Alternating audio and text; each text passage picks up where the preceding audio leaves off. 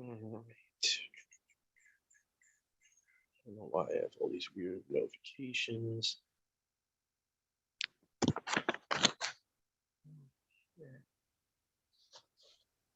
All right. I don't know why I have all these weird notifications. All right, shalom, everyone. I'm Brother Doug. As always, welcome, everyone. We are the Wakened by Yahuwah Assembly, Yahuwah Almighty, Yahushua Messiah. Tonight, we are going to be going into our Shauls letters study. So, yeah, definitely. I'll send it to you, sis. So I think just for simplicity's sake, because my mom's using the Syriac or Aramaic, I'll be using the ESV, which is, pretty much standard English translation most people are aware of. So I'll be using the ESV, and my mom has her Aramaic Peshitta. So let's see here. All righty then. Okay. Oh, jeez. Man, it must have been super hot today. It's still 72 out. Oh, jeez, at 10 p.m. All right. Let's see here. So let me just get one of my highlighters here. And all right, so 1 Corinthians 14. All right, 1 Corinthians 14.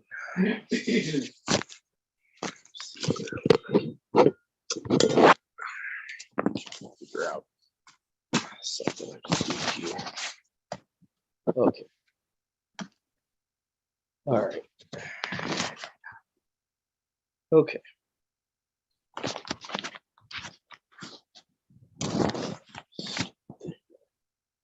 You know what? Hold on. There should be a kickstand on this phone case.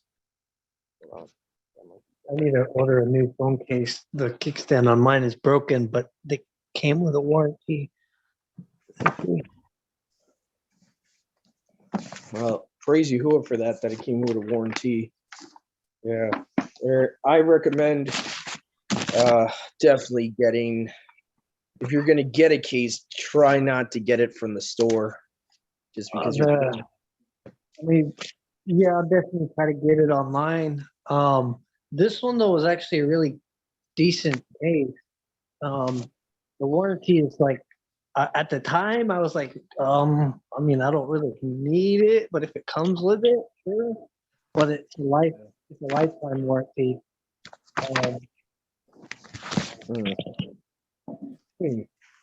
Yeah, I've just never needed one for a warranty because usually their quality is decent enough that they last long enough. I've noticed I had more issues with ones I got from the store. I've noticed those are the ones that usually give me an issue, because they're just, they're overpriced. They're really not built that well. I get mine usually from eBay or Amazon. My phone cases usually. But yeah, that's great that you have one that has a warranty. That's very good. So we're at 1 Corinthians 14 here. Prophecy in tongues. Okay. Pursue love and earnest desire, the spiritual gifts, especially that you may prophesy. For one who speaks in tongues speaks not to men, but to Yahuwah, for no one understands him, but he utters mysteries in the spirit. And I think many people have misunderstood this. This is where people get the babblings, misunderstanding. Paul would not be contradicting what we see in Acts chapter 2. So Paul doesn't have the authority to contradict the biblical understanding of tongues. What he's saying is that when you're speaking in tongues, you're speaking to Yahuwah as far as the edification goes. You're speaking to Yahuwah, not man. On another hand, the one who prophesies speaks to people for their upbuilding, encouragement, and consolation. The one who speaks in a tongue builds up himself, but the one who prophesies builds up the assembly. Now, I want you all to speak in tongues, but even more to prophesy. The one who prophesies is greater than the one who speaks in tongues, unless someone interprets, so that the assembly may be built up. And that's the key part there, is it has to be interpreted within the assembly. It cannot be something that cannot be interpreted. So it should be a language that everyone knows. If you're speaking an unknown language, how are they going to interpret it? So that's what I would like to bring about there, is even when Paul's saying it has to be interpreted, you can't interpret an unknown language. So those that are of the belief that tongues is of a random unknown language does not make any sense. When you look at the context of what Paul's saying here. Go ahead, Sister Marissa. Okay, so in terms of that, I was told that speaking in tongues is not good. It's Kundalini, and Well, what's misunderstood as tongues, I would agree, yes. What's misunderstood as tongues, yes. Because what the Pentecostal movement does not teach tongues. They teach demonic babblings, to put it lightly.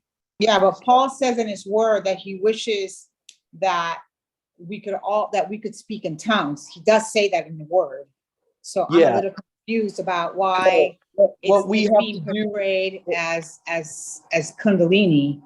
What we have to understand, sis, is that what the Pentecostal church does is not speaking in tongues. We're talking about two different things here. Speaking in tongues is speaking in someone else's language.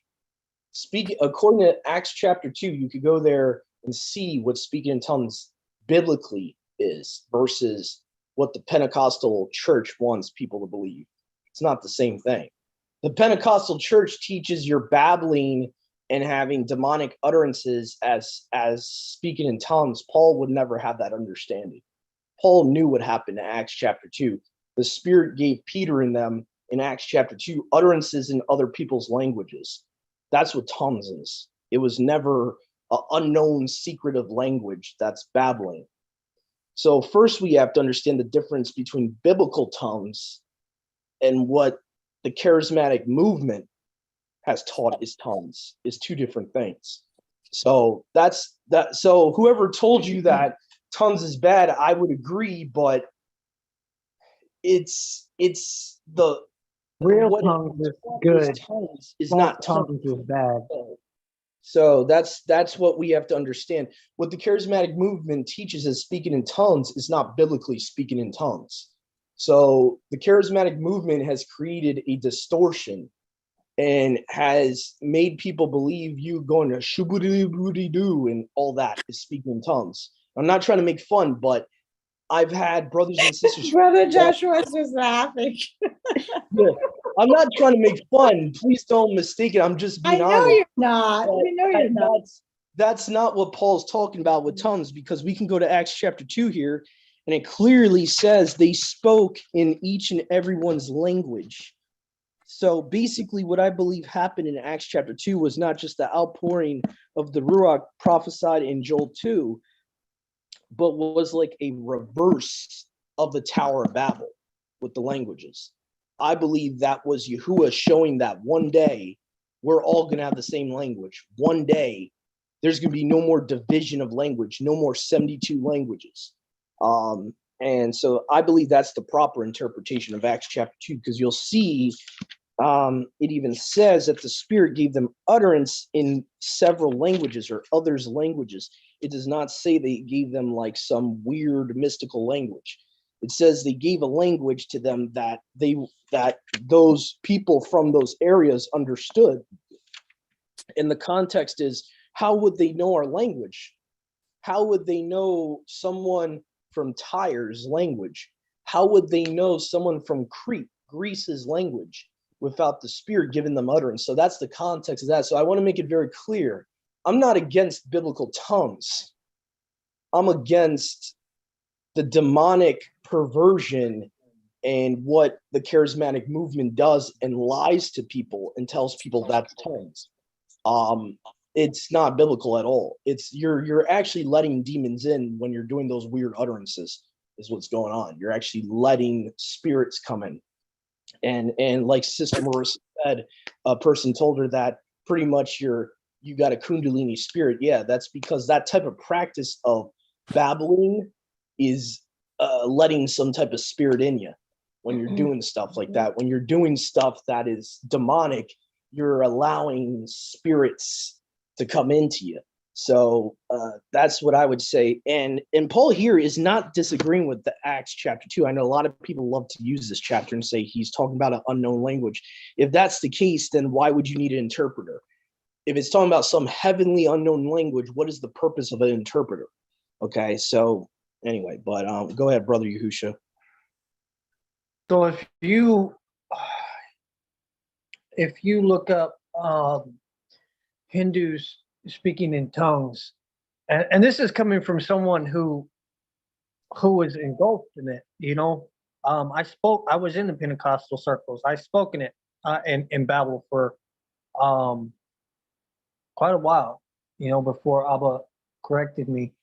But if you look up, Hindu speaking in tongues, you will see no difference between, what the source calls tongues and what Hindus do. There's absolutely no difference. And I haven't personally looked into this, so it's word of mouth at this point. But definitely look into it.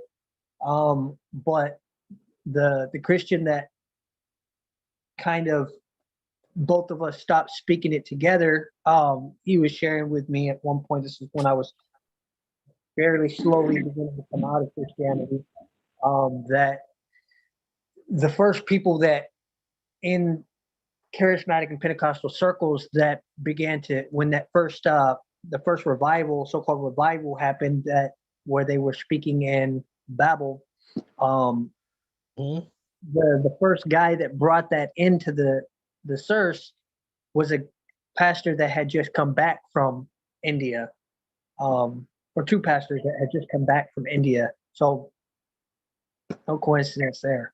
If that story is true. Yeah, I've seen people even like Spencer Smith do documentaries on the infiltration.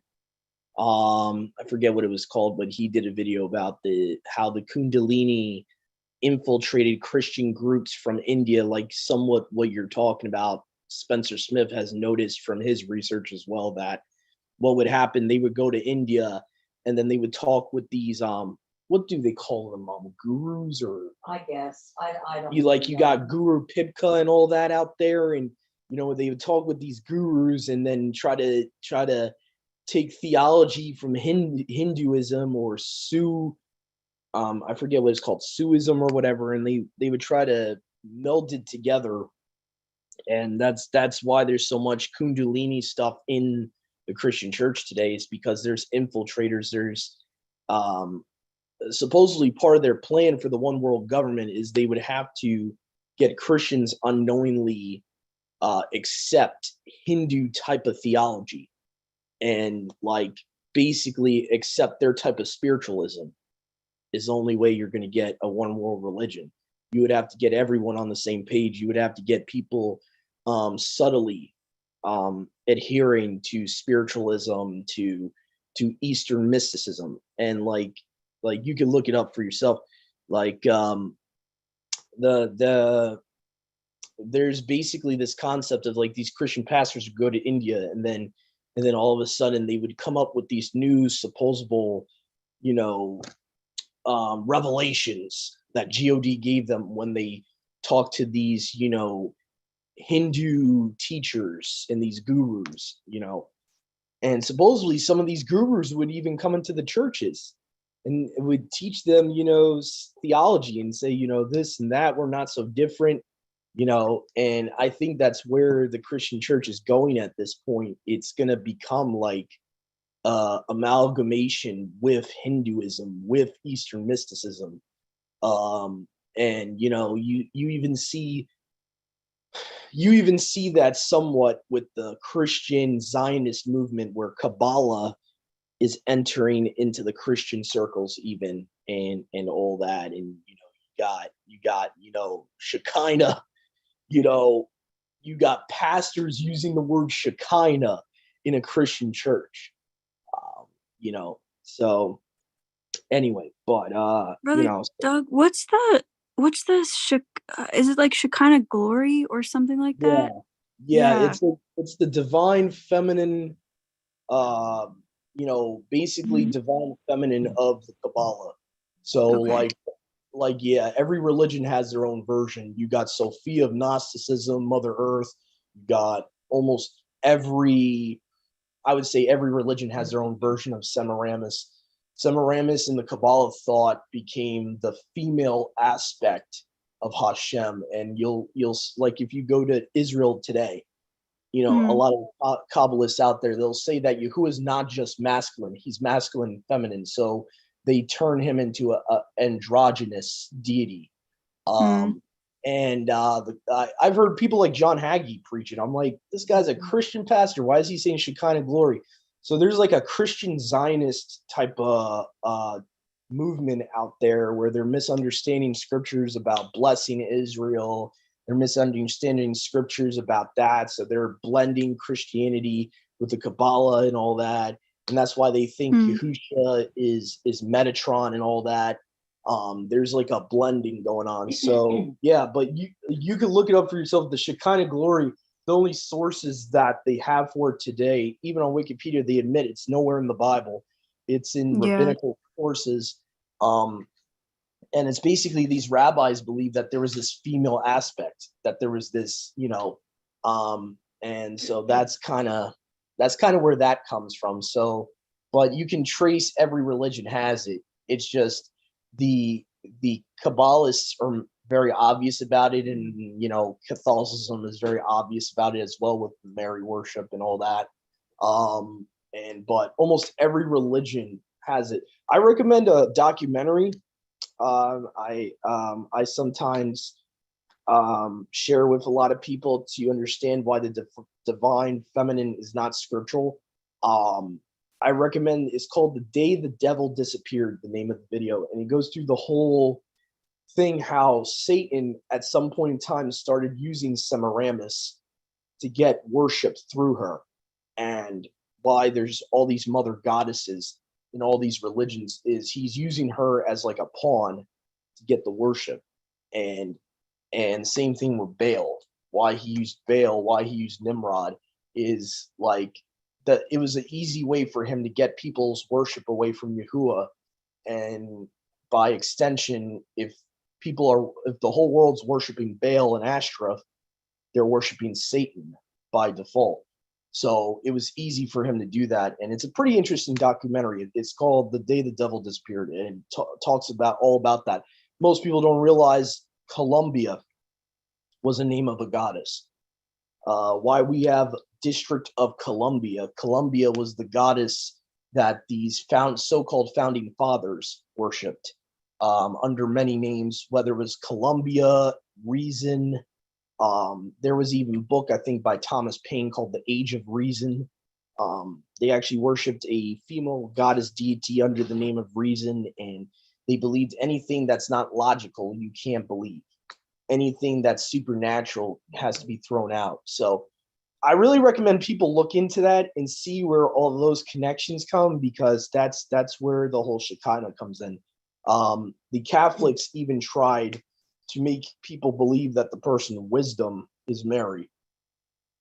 So it's a huge deception. it's a huge deception to get Yahusha out of the way. I can see why the Kabbalists want to do that, but I'm kind of surprised that Christians and Catholics would want to do that. But I could definitely see why the Jewish people would want people to think Shekinah glory is the wisdom and all that. But anyway, so yeah, there's a whole big deception with that, with the divine feminine and all that. So let's see here. I think I left that at verse 6 here. Now, brothers, if I come to you speaking in tongues, how will I benefit you unless I bring you some revelation or knowledge or prophecy or teaching?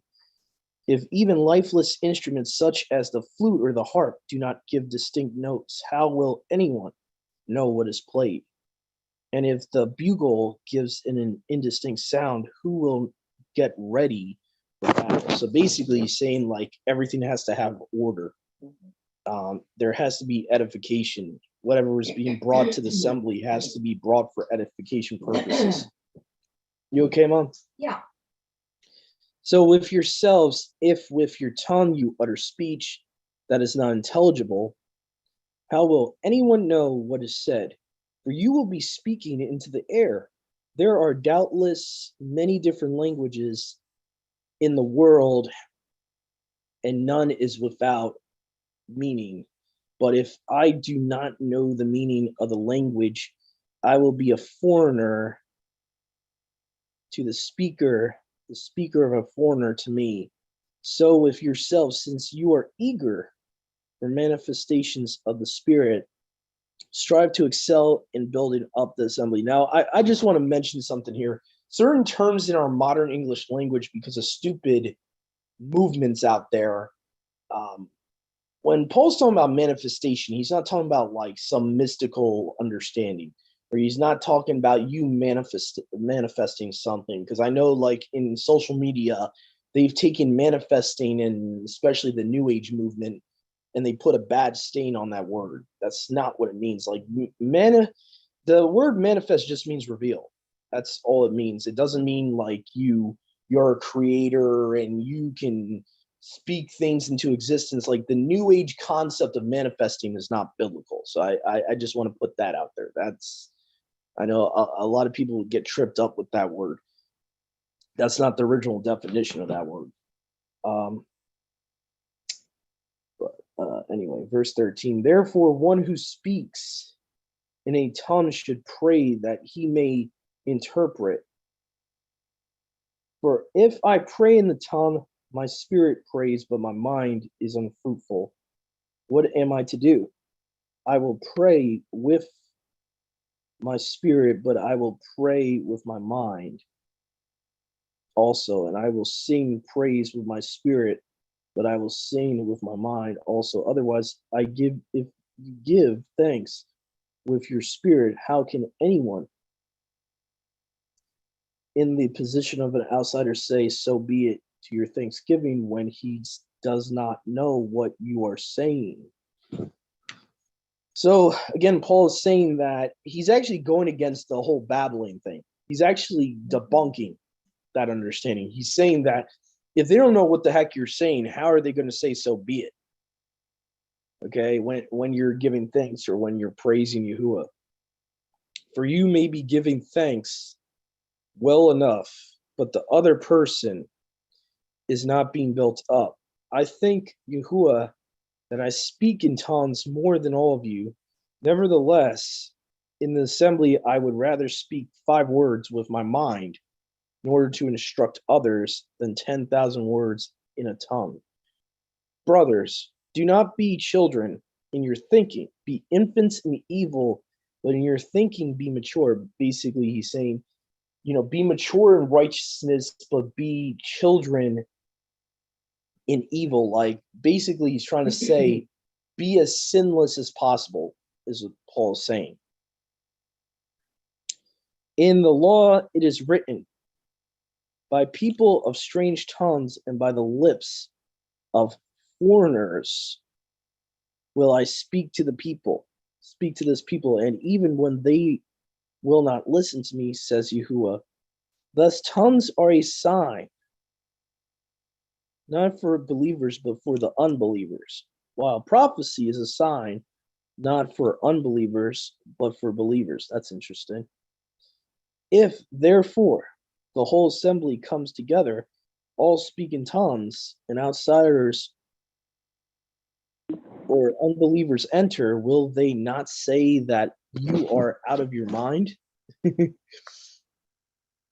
But if all prophesy and unbelievers or outsiders enters, he is convicted by all, he is called to account by all. The secrets of his heart are disclosed, so falling on his face, he will worship Yahuwah and declare that Yahuwah is really among you. All right, so now we're going into orderly worship here. What then, brothers? When you come together, each one has a psalm, a lesson, a revelation, a tongue, or an interpretation. Let all things be done for building up. If any speak in a tongue, let there be only 2 or at most 3, and each in turn, and let someone interpret. But if there is no one to interpret, let each of them keep silent in the assembly, and speak to himself and to Alua. Let 2 or 3 prophets speak, and let the others weigh what is said. If a revelation is made to another sitting there, let the first be silent, for you can all prophesy one by one, so that all may learn and all be encouraged. And the spirits of prophets are subject to prophets. For Yahuwah is not a Yahuwah confusion. Yahuwah is not a Lua confusion, but of Shalom. As in all assemblies of the set apart ones, the women should keep silent in the assemblies, for they are not permitted to speak, but should be in submission, as the law also says. Now, again, to take that verse of itself is not wise. What it's actually saying here is that basically a woman is not to have teaching authority over a man. And you see that multiple times in Paul's letters. He says, women have to be submissive. They have to be, basically they should not be over speaking the men. They should not be instructing the men. If there is anything they desire to learn, let them ask their husbands at home. For it is shameful for women to speak in the assembly. Or was it from you that the word of Yahuwah came, or are the only ones it has reached? If anyone thinks that he is a prophet or spiritual, he should acknowledge the things I am writing to you are a command of Yahuwah. If anyone does not recognize this, he is not recognized. So, my brothers, earnestly desire to prophesy and do not forbid speaking in tongues, but all things should be done decently and in order. Key phrase there, in order. And we see a lot of that in the Mishpachah out there, a lot of that in the body of Messiah of no order. There's just, there's just no order. Nothing's done orderly. It's chaos. Paul is clearly saying that there must be order. There must be order for edification purposes. And again, I would recommend people when you're looking into Paul's verses, he's talking about women not speaking. You got to look at all the times he's talking about that, because that chapter, he kind of just glosses over it. He's not really going into detail what he's talking about. I don't believe he's saying women can't speak at all, because he would be contradicting the Torah if that's the case. And prophetesses. If women can't speak, then that means there are no prophetesses, which is, we know is not the case. There are. Yeah. So like if we were to take the extreme interpretation of those verses, which again, there's no context surrounded those verses in that chapter because he just briefly goes over it. You would have to reject Miriam being a prophetess. You would have to reject all that the Tanakh says. This is why people throw away Paul, is because they're not testing what one little piece of a letter of his is saying. And they're not looking at his other letters. with Paul's letters, guys, it's like a puzzle. You can't just take like one verse there and be like, oh, women can't speak at all. That's not what he's saying. Because we see in other places, I forget if it's in Titus or Timothy, he expounds on what he was talking about. He was saying, I don't permit a woman to instruct a man, to have teaching authority over a man. So when he's talking about women speaking up, he's obviously talking about women, instructing men in the assembly. They should be subjective to the men. That's what he's saying. So, it's important to understand that he's not saying, women can't talk at all. And he's not saying either that they can only learn. First of all, that would be physically impossible. They're only going to learn from their husband. If they're part of the service, they're by default, they're learning. So I've seen people take that verse out of context and will say, well, women are not supposed to ask questions in the assembly. If that's the case, what's the point of them being there? That's not what Paul's saying at all. Because what's the point of them even being at the Shabbat fellowship? They shouldn't even be there then. They can't ask questions, and they basically got to go home every time to ask their husband. I believe that there's a context attached to what Paul says there that we don't have in that chapter. I believe it has a lot to do with authority. It has a lot to do with like teaching authority, and she has to go to her husband at home for whatever reason. Maybe she disagrees with what a shepherd says, so she has to go to her husband at home, and possibly that's the context of that. I wouldn't take it of itself saying she can't ask questions in the assembly, because that's physically impossible. That's like it wouldn't make any sense. There would be no point for the women to come to the fellowship if that's the case. There would be no point. And then to throw a wrench in there, what about women that don't have a husband? Anyway, but that's just my 2 cents there. I think a lot of people misunderstand Paul in that chapter when you're talking about women being silent and all that. I've seen Christian interpretations usually where they take it to an extreme where a woman can't talk at all. She's got the only question she can ask is at home. And I personally disagree with that interpretation, specifically because Paul is not really explaining what he's saying in that chapter, and you would have to go to other chapters to get the context. Go ahead, Brother Yahusha.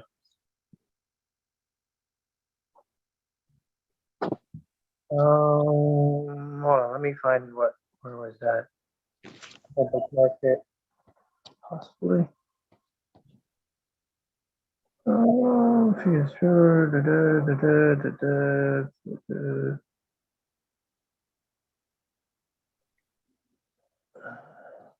Never mind. I might come back to it if I find it. Let's see, permit a woman to teach. I'll look that up real quick. 1 Timothy 2:12-15. I do not permit a woman to teach or to assume authority over a man. She must be quiet, like he was mentioning being quiet in this chapter. For Adam was first formed, then Kua, and Adam was not the one deceived. It was Kua who was deceived and became a sinner. But women will be saved through childbearing if they continue in faith, love, and set apartness with propriety.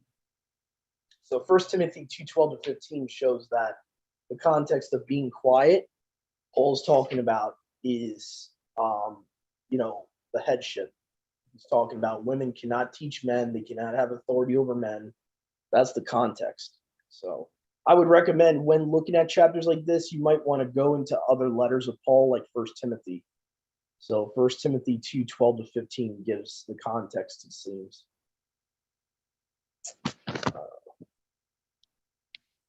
Go ahead, bro. Okay, so I've always wondered what this meant, but then I just realized that all I needed to do to understand this was just read the previous verse. You all may all prophesy one. Okay, where's that? The sign for an unbeliever. Okay, so starting in verse 22, this is the gift of languages. Thus the gift of languages is instituted. I'm sorry, 22. Thus the gift of languages is instituted as a sign, not for believers, but for unbelievers, but prophesying is meant not for those who do not believe, but those who believe. And I was always wondering, like, okay, why is tongues a sign for unbelievers? You know, doesn't if an unbeliever, it just didn't make sense. But then it says in verse 21, in the Torah it is written, with a foreign speech and another tongue I will speak to this people, yet for all that they will not listen to me, says Yahuwah. And where do we see that? We see that in Acts 2. We see some believed and some didn't. um you know well, actually, they were being spoken to in their own language. Never mind. That doesn't. I don't know. I don't quite understand that verse. Then verse 22, that a sign, tongues is a sign for unbelievers. I mean, if you're being spoken to in a foreign language, you know, how would it be a sign to you? I mean, you wouldn't understand it to begin with. So how could you believe if you didn't understand it? I don't understand what that's 21 and 22 are saying.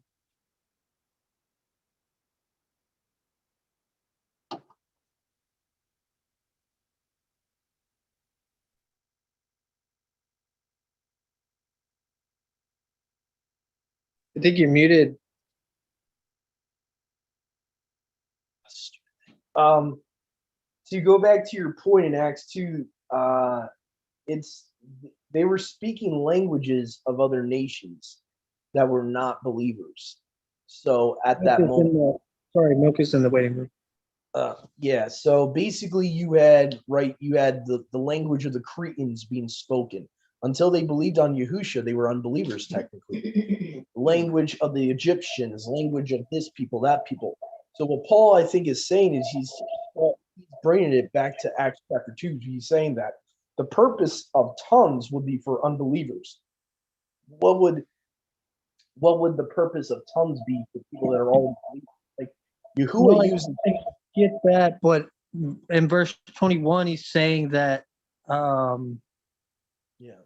he will speak to them in another tongue with a foreign speech. So foreign like implies that it's something you don't understand. It's a different tongue.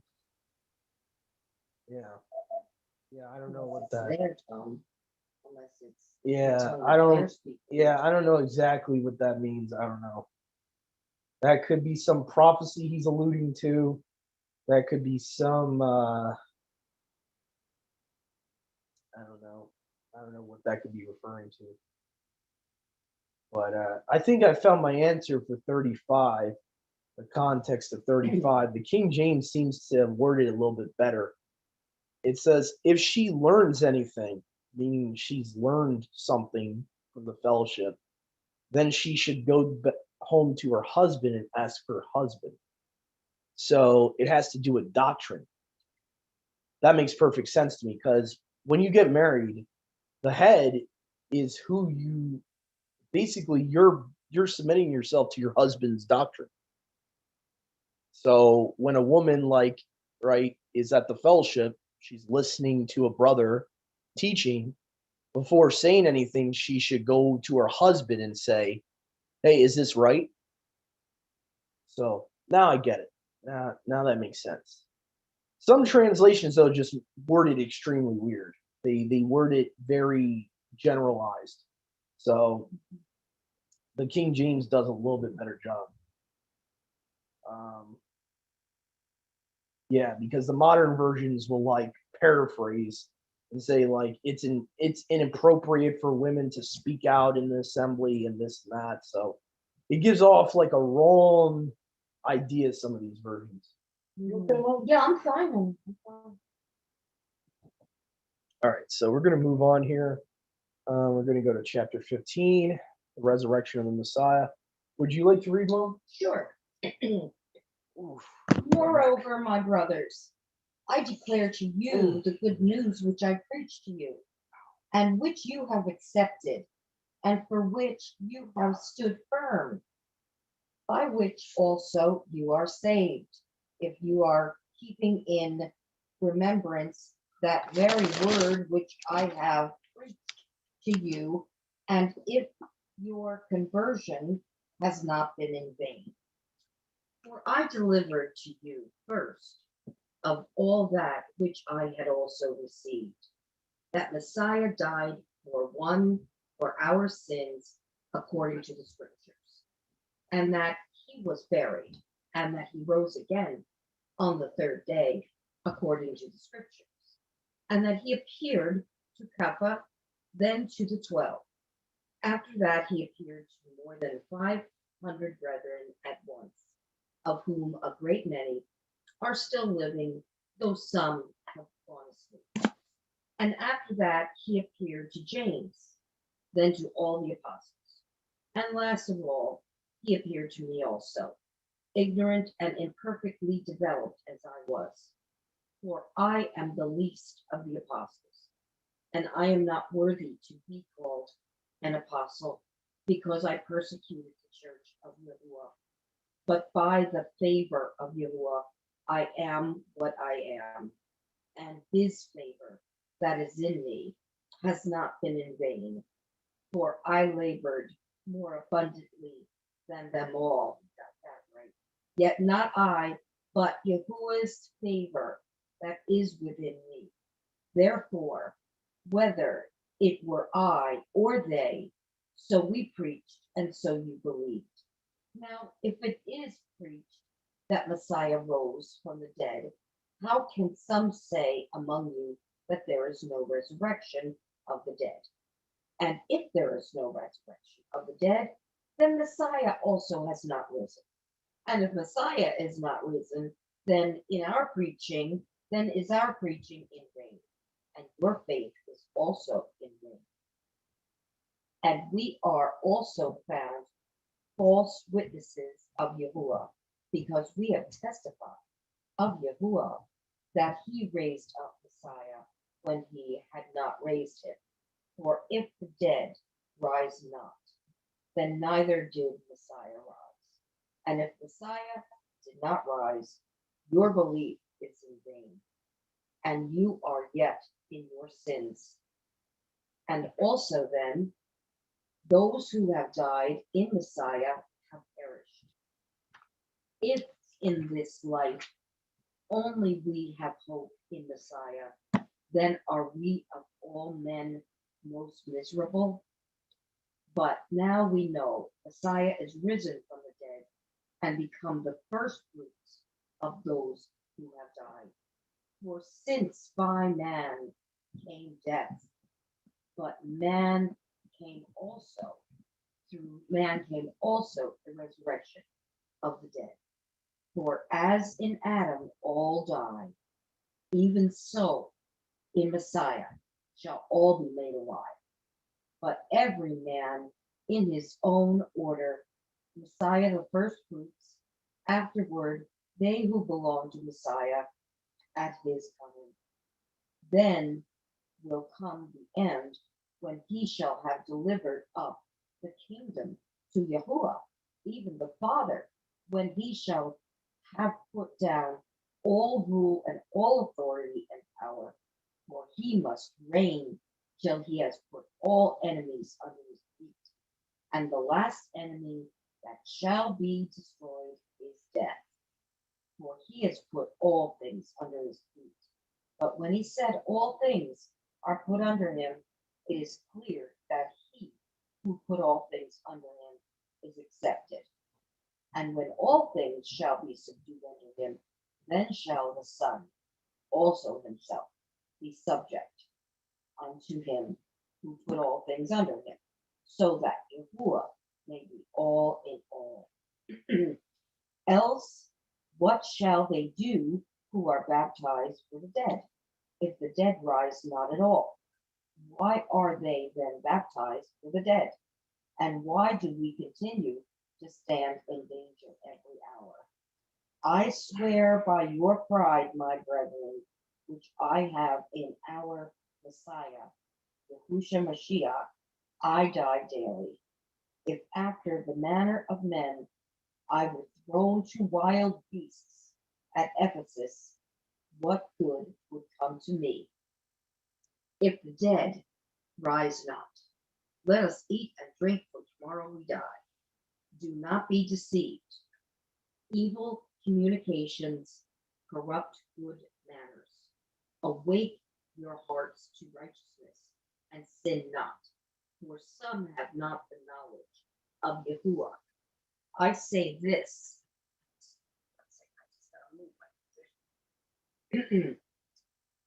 I say this to your shame. But some of you will say, how are the dead raised up? And with what body do they come? Thou fool, the seed which you sow is not quickened, except it die. And that which you sow is not that body that shall be, but the bare grain. It may chance be of wheat, or of barley, or of some other seed. But Yahuwah gives it a body, as it has pleased him, and to every seed its own natural body. All flesh is not the same flesh, but there is one kind of flesh of men, another flesh of beasts, another of birds, and another of fishes. There are also celestial bodies and bodies terrestrial, but the esteem of the celestial is one, and the esteem of the terrestrial is another. There is one esteem of the sun, and another esteem of the moon, and another esteem of the stars, for one star differs from another star to esteem. So also is the resurrection of the dead. It is sown in corruption, it is raised in incorruption. It is sown in dishonor, it is raised in esteem. It is sown in weakness, it is raised in power. It is sown a natural body, it is raised a spiritual body. There is a natural body, and there is a spiritual body. And so it is written, the first man, Adam, was made a living soul. The last Adam was made a quickening spirit. Howbeit, that was not first which is spiritual, but that which is natural, and afterward that which is spiritual. The first man is of the earth. Earthy, the second man is Yahuwah from heaven. As it is the earthy, such are they also that are earthy, and as is the heavenly, such are they that also that are heavenly. And as we have borne the image of the earthy, we shall also bear the image of the heavenly. Now this I say, my brethren, that flesh and blood cannot inherit the kingdom of Yahuwah, neither does corruption inherit incorruption. Behold, I tell you a mystery. We shall not all die, but we shall all be changed. In a moment, in the twinkling of an eye, at the last trumpet. For the trumpet shall sound, and the dead shall be raised incorruptible, and we shall be changed. For this corruptible must put on incorruption, and this mortal must put on immortality.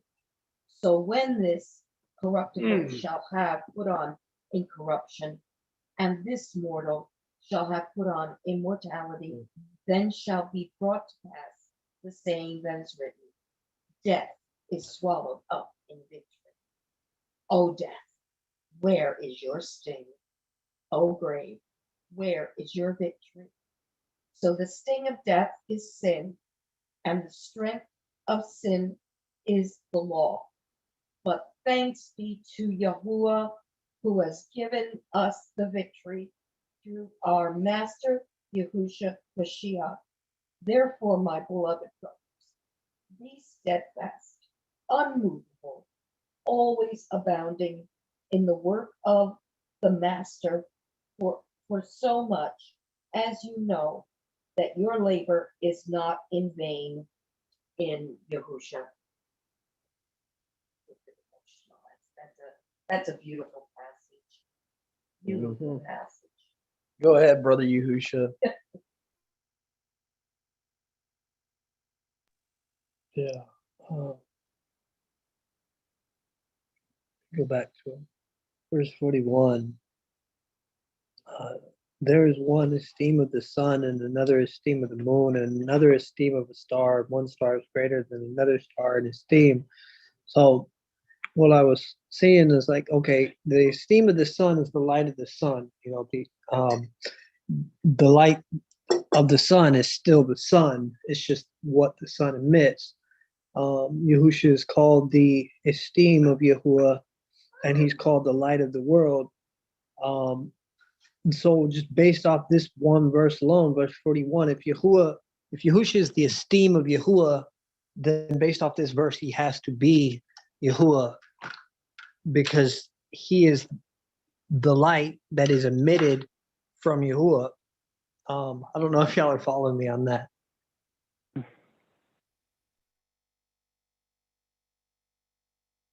Does that make sense? He Yeah, literally so is I'm the light following that is you there. emitted from So, Yahuwah. yeah, so he is the light that comes from Yahuwah. He would be the reflection. So to give an example, it'd be like Yahuwah looking in a mirror. What you see in that mirror is Yahusha.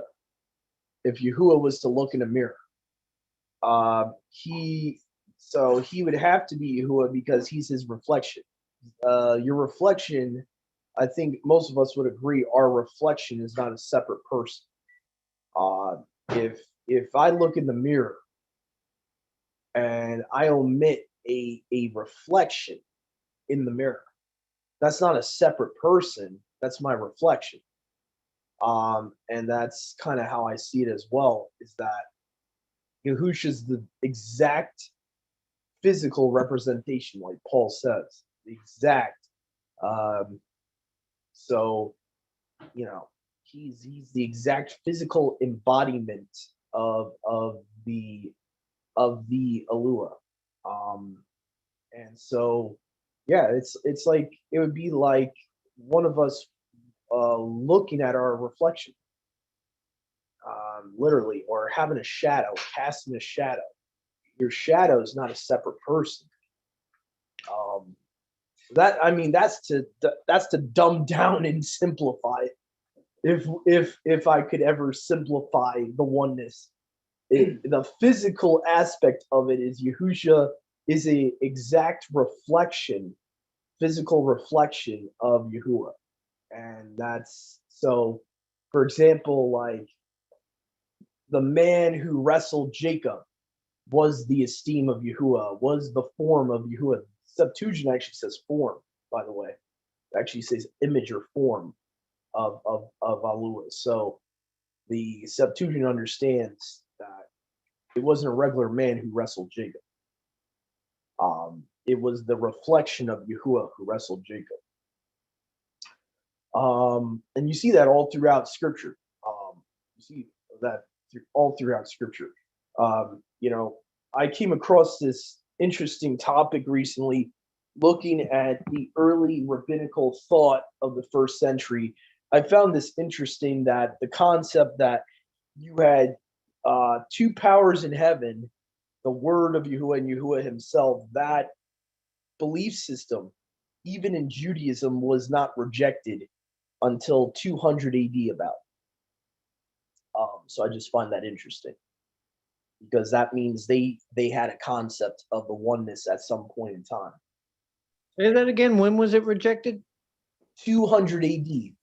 Yeah, it sounds about right. Like Yeah, according to Michael Heiser's research and the rabbi he quotes from in that article, the rabbi himself admits that the concept of the two powers in heaven even goes all the way back to the Second Temple time period, and was not rejected until 200 AD. So that means from 200 BC to 200 AD, they understood this concept. And it wasn't until Yahusha ascended, 100 years after he ascended and all that, they got rid of it, or they changed it. It seems like they changed it first. That then correlates with what the book that I'm reading, the Oneness and Trinity 8100 to 300. It shows the same thing around like first century. They still believe that Yahusha was the one true Alua, that he was Yahuwah. They seem to like have different ways that they explained it, and it slowly seemed to like they weren't quite grasping it, but they still believed it, but you had different people that would explain it different ways and different people that believed a little bit differently, but it was still oneness. It wasn't until like 200, 300 that, yeah, like what you said. Yeah, and just to explain to everyone, these are the people that are rejected it eventually were not believers of Yahusha. So they would have done it on purpose because they rejected him. Basically, they were in favor of the two powers in heaven until Yahusha came.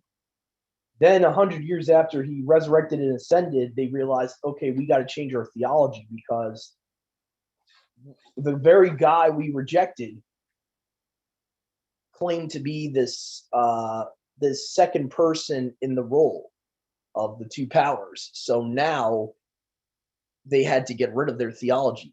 They had to get rid of it, and that's why modern Judaism today does not believe what the rabbinical thought of the first century believes, because the first century they had this concept before Yahusha came and took on flesh. Like I said, you could track it back to 200 BC. So they, around the time of the Septuagint, is really where this two powers in heaven concept, it seems to start, or really start like actually gaining weight in their theology, and what everyone believed in the first century was that until Messiah came, claimed to be that second role of the two powers in heaven, and then, oh no, we can't believe this anymore.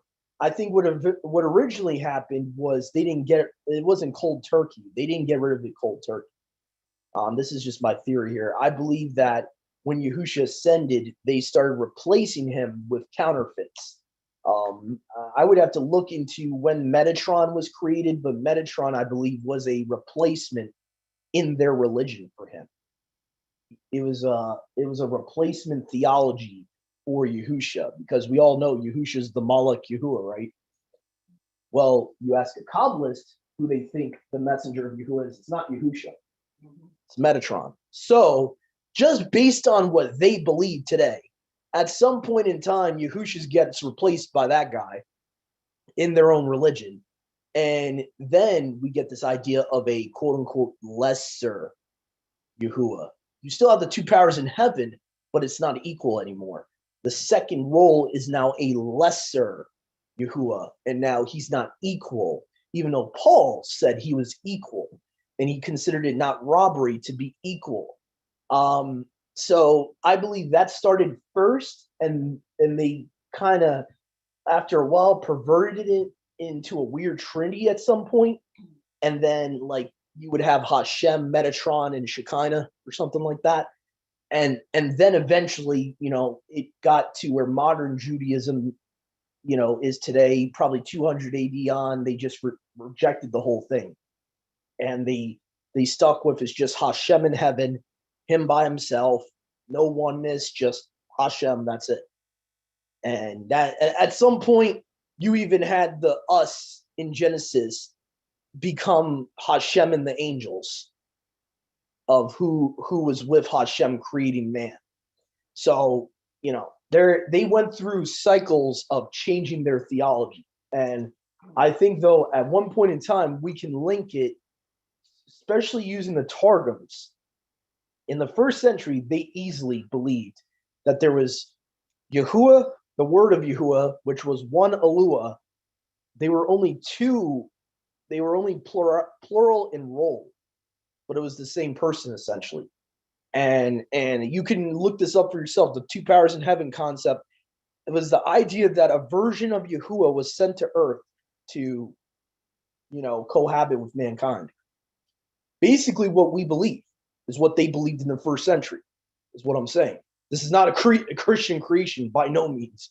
So I want to make that clear, because that's the first knee-jerk reaction. Oh, the Catholic Church created that. No, they didn't.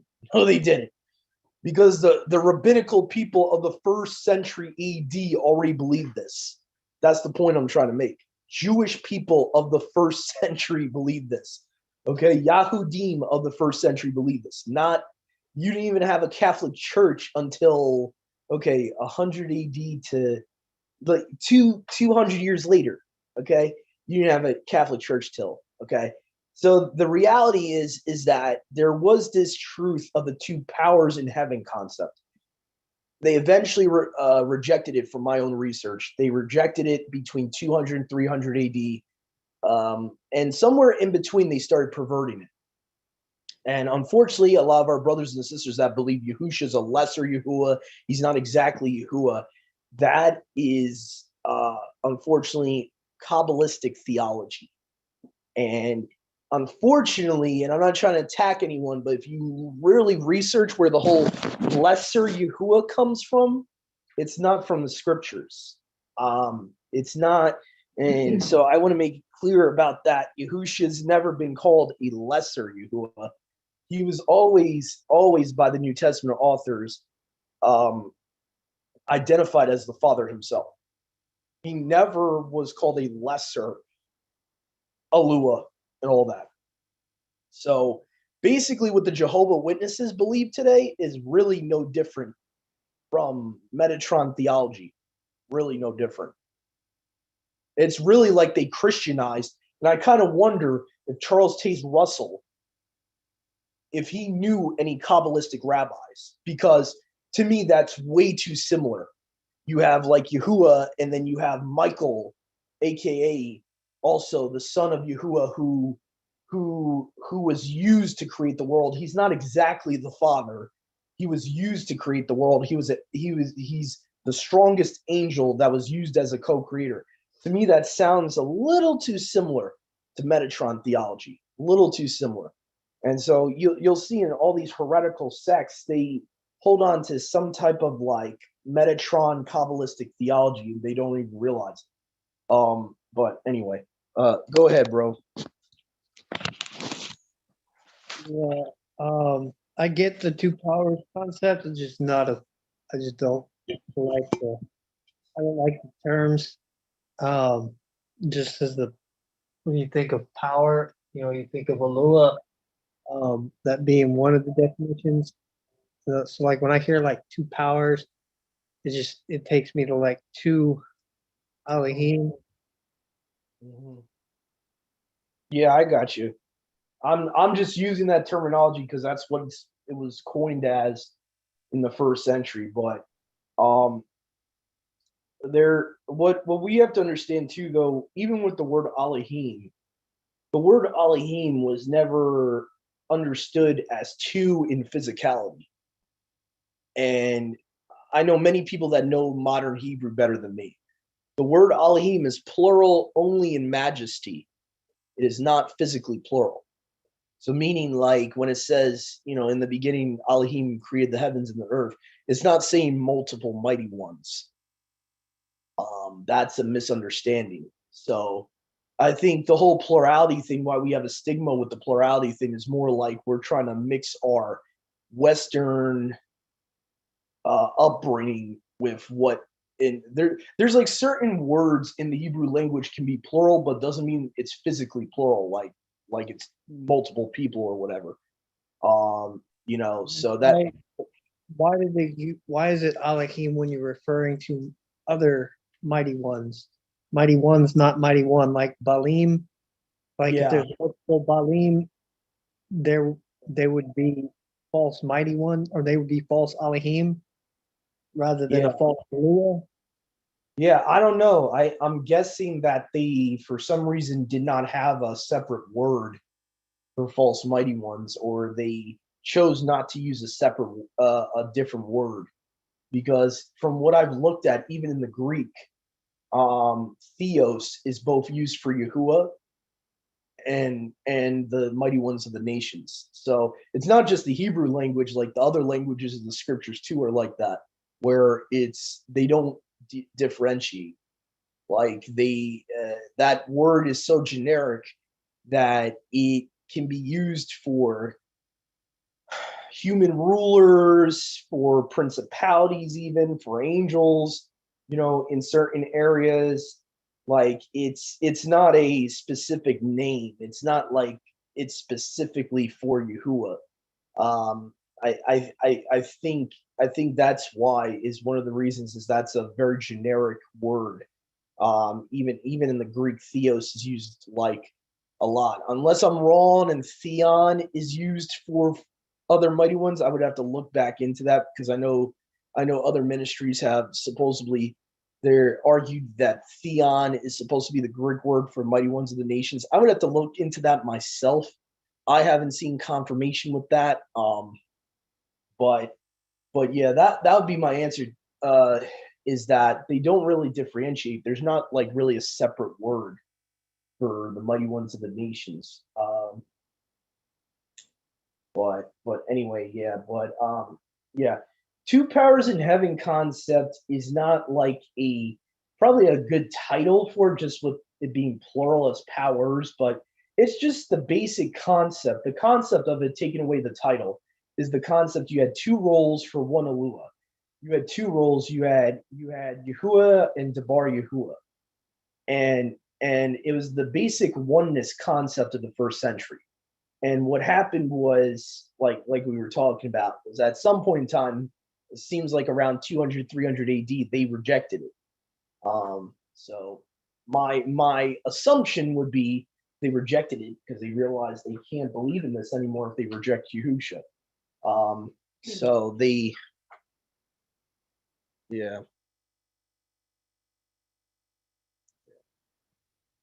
But anyway, let's see here. Where were we at? Chapter 16 here.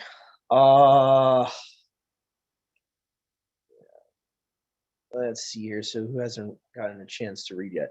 Sister Milka, would you like to finish us off at chapter 16? Sure. Okay. Now concerning the collection for the Kodashim. Sorry, I'm reading from the Sefer. Okay. As I've given, okay, let me start again.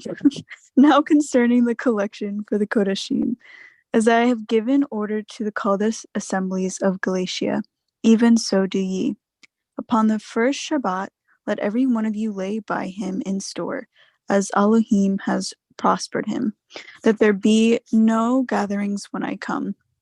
And when I come, whomsoever ye shall approve by your Sepharim, them will I send to bring your liberality unto Jerusalem. And if it be meet that I go also, they shall go with me. Now I will come unto you when I shall pass through Macedonia, for I do pass through Macedonia. And it may be that I will abide, yea, and winter with you, that ye may bring me on my journey whithersoever I go. For I will not see you now by the way, but I trust to tarry a while with you, if Yahuwah permits. But I will tarry as Ephesus until the feast of Shavuot. For a great door and effectual is opened unto me, and there are many adversaries. Now if Timotheus come, see that he may be with you without fear, for he works the work of Yahuwah, as I also do. Let no man therefore despise him, but conduct him forth in peace, that he may come unto me. For I look for him with the brethren. As touching our brother Apollos, I greatly desired him to come unto you with the brethren, but his will was not at all to come at this time. But he will come when he shall have convenient time. Watch ye, stand fast in the faith, act you like men, be strong. Let all your things be done with love. I beseech you, brethren, you know the house of Stephanus, that it is the first fruits of Achaia, and that they have addicted themselves to the ministry of the Kodashim. That ye submit yourselves unto such, and to everyone that helps with us and labors. I am glad of the coming of Stephanus, and for Fortunus, and Achaicus, I'm sorry, for that which was lacking on your part, they have supplied. For they have refreshed my ruach and yours. Therefore acknowledge ye them that are such. The called out assemblies of Asia salute you. Aquila and Priscilla salute you much in Yahuwah, with the called out assembly that is in their house. All the brethren greet you. Greet ye one another with a Kodesh kiss. The salutations of me Paul with my own hand. If any man love not Yahusha HaMashiach, let him be accursed. The grace of Yahusha HaMashiach be with you. My love be with you all in Mashiach Yahusha. Aman.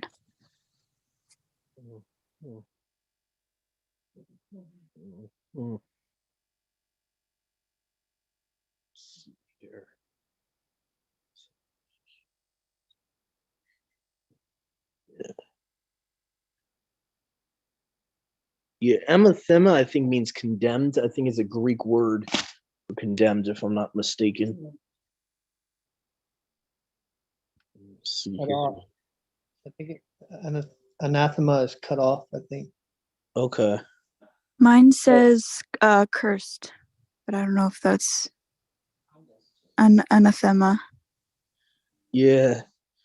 So let's see. It says here for G3131, a thing set up or laid by an order to be kept, especially an offering resulting from a vow. It's interesting. A thing devoted to Yahuwah without the hope of being redeemed. Yeah, it sounds like curse or condemned could fit for this word. I wonder if this word is being used when Paul in Galatians 1 talks about whoever brings you another Basora. I wonder, because I've seen certain version instead of cursed, they'll say condemned or damned. So I'm wondering if the anathema is the word being used in Galatians 1. So yeah, it doesn't seem good either way. No. Doesn't seem, yeah, I don't think there's any way to pardon the pun, redeem that word as being positive. But this is where you got to be kind of careful with translations, because usually Christians will give me this. Oh, well, it's saying every first day of the week to lay up what he's put in store. Okay. First of all, okay, if we look into the Greek here, according to one of the Sabbaths, each one of you by yourself put in treasuring up whatever way he should be prospered in, that not whenever I come, collection should have take place. And I remember looking at some commentaries that make sense out of this, because obviously they were not laying aside, money every Sabbath. It seems like this had to do with helping the poor brethren during Shavuot. I forget if it's the Hebraic Roots Bible commentator or which one out there, but one of them gives a context to this, what it's talking about. Acts 11:29, 2 Corinthians 8:4, concerning the ministry to the set apart ones is beyond measure for me to write to you. So from what it looks like, it's either specifically talking about a specific time where on one of the Sabbaths, and again, one of the Sabbaths would refer to, essentially Pentecost. Think about it. There's going to be a high Sabbath for Pentecost for most of us, and then you have the weekly Sabbath of that week. So, and others could make the argument that this could even be talking about the week of unleavened bread he's talking about, if it's talking about one of the Sabbaths. So my point to bring about is this is not commanding you every Sabbath to lay some money aside. That's not what he's saying. So anyway, but I started looking into that historically, what Paul could be talking about there. And it seems like he's talking about the poor Kadashim to help them out during the feasts. So anyway, other than that, I can't think of anything else.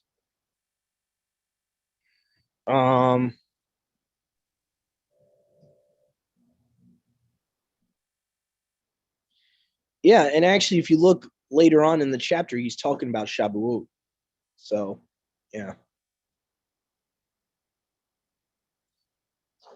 Okay. Um,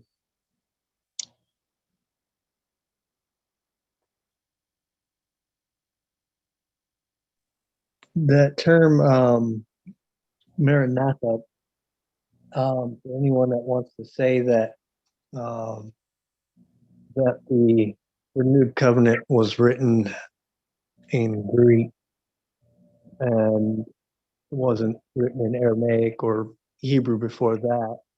Maranatha is Aramaic, not Greek. yeah, yeah. There's many Hebrew and Aramaic words in the New Testament. Many of them. So they're the original Greek origin of the New Testament was like almost like a legend in Christianity. They had no proof of it. I think where it started at was because no one discovered these Peshitta manuscripts at a certain point, so they assumed it was written originally in Greek, if I remember correctly. They stopped believing that, a lot of them, once you had these Aramaic and Syriac New Testaments come about. This is we've got an interesting commentary in this. This is another clue that perhaps not all these Corinthians were Gentiles, or how could they understand a thoroughly Aramaic phrase that is merely transliterated into their own language? It is also possible that Maranatha is a type of code seal or signature that Shaul uses to indicate Aramaic foundational authenticity. From there, the local Messianic Targumist would put the letter into the local language. This is hinted at in citations from other letters, such as "This greeting is in my own hand, Shaul. This is a sign in every letter. This is how I write." Second. Yeah. Sign could either be the shallow bashalama phrase and language common to both letters and extend to everyone but the letter code, or in fact, it could be Maranatha itself, written on the outside of the parchment or fixed as a seal. But why would Shaul even do this unless others were already plagiarizing his writings and twisting them to their own destruction? He's saying the reason why he always like writes this this is how I write, or this is my greeting written by myself in my own handwriting, is most likely because people were plagiarizing his writing already. Hmm. Hmm. Yeah. The one other thing that I saw is that there seems to be a slight difference between the Aramaic and the Greek. The Aramaic seems to say, "Our master has come," whereas the Greek seems to say, "Our master is coming." Which, I mean, both are accurate, both are true. It's just interesting, little difference. Yeah. It's weird though, because like in the context of what he's writing, I don't think he's even talking chapter 16 to the, I would have to side with the Aramaic. Like, it doesn't make sense that it's talking about he's coming, because it's not even talking about his second coming. So it's very weird, like in that context. I would have to side with the Peshitta on that one, because unless Paul's using language that's referring to the second coming, it wouldn't make sense to me that it should say that. And I'm kind of wondering if the Greek, I know Greek is a weird language. I don't think they differentiate like future tense. I think you have to have a separate word to make it future tense or past tense. From what I remember, there's certain Greek words that can be translated as either or, like Sozo, the Greek word sozo, the majority of the time is shall be saved, but the word shall is not there. So like the translators are inferring the context. Um, and sometimes translators will say you have been saved. Technically, have been is not part of the Greek word. So, I wonder if that's the problem with the Greek as well. Aramaic might be a little bit easier to translate based on the tenses, like past and future tense. It Yeah. might be a little harder to figure out.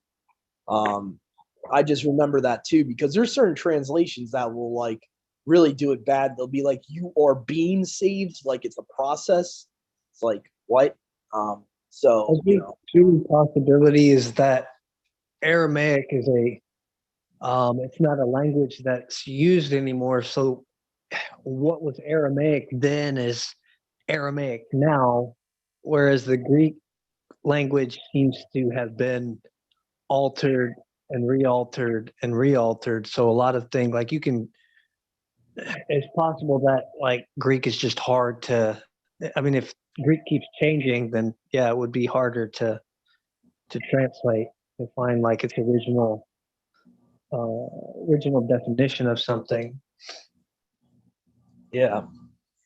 Yeah. So yeah, but that was a good one you found. That was a really two difference you found there. So I think that's about it. I think that's it for the show's letter study tonight. I can't think of anything else to really bring out. I pretty much pointed out all the stuff I felt led to point out about the Shavuot thing and all that.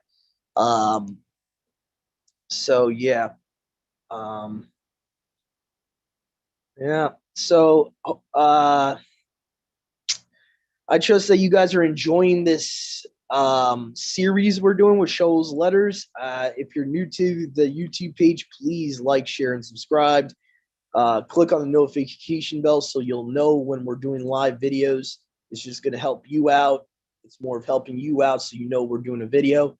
Okay. And, to all of our brothers and sisters out there, have a great rest of your Shabbat. I know some of you out there might be having a double Shabbat because you're keeping Shavuot on the weekly Shabbat. So just want to say have a great feast season to all the Mishpach out there. And please stay tuned. We will be back, Yahuwah willing, tomorrow. As usual, we'll probably be doing a live around 2:30, 3 o'clock is when we usually do it. So